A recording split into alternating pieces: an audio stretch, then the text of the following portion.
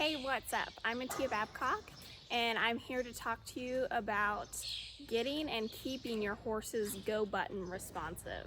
Now, this is kind of a pet peeve of mine, is when people don't keep their horse responsive in their go. My goal is to always just be able to squeeze my seat and my horse either walks off, they trot, whatever I'm asking for, with just me having that intention and squeezing my seat.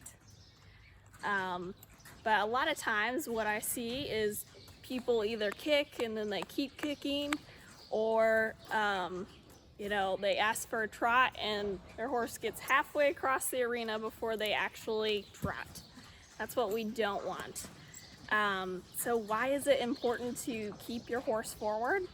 Well, it helps your horse relax and settle in quicker, and it also helps prevent things like rearing and bulking on the trail. So that's why I like to keep my horses forward and responsive. Now, how do I do that? It's by setting an expectation. I'm going to expect that my horse goes when I squeeze my seat. If they don't, I am going to support with something. I can over and under, spank them on the butt. I can use a crop on their shoulder and help my horse find that forward. And depending on what level you are with your horse, I like to, I squeeze with my seat, and then, if it's a younger horse or a green horse, I might squeeze a little further down my leg into my calf. I only really squeeze with my heels, if I'm, trail riding or on a more inexperienced horse.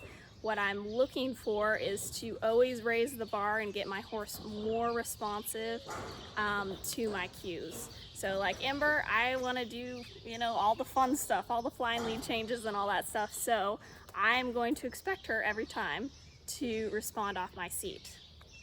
And that's how you can get your horse responsive and keep them responsive to that light go button. And depending on your level of riding, you might want more or less of that. It all depends on what you like to ride. But the idea is consistency, and horses are pattern animals. So if you set that pattern and and are consistent about always letting your horse get away with not going within or responding within 2 seconds or 2 strides, then your horse will learn to be really dull and lazy.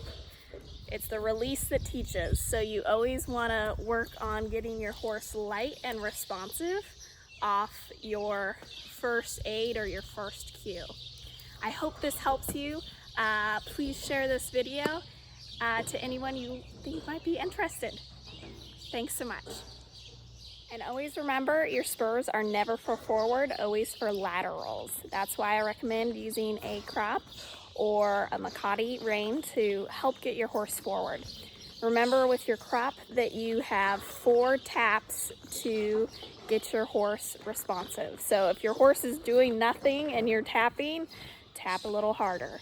Make sure to be assertive and help your horse understand what you're wanting.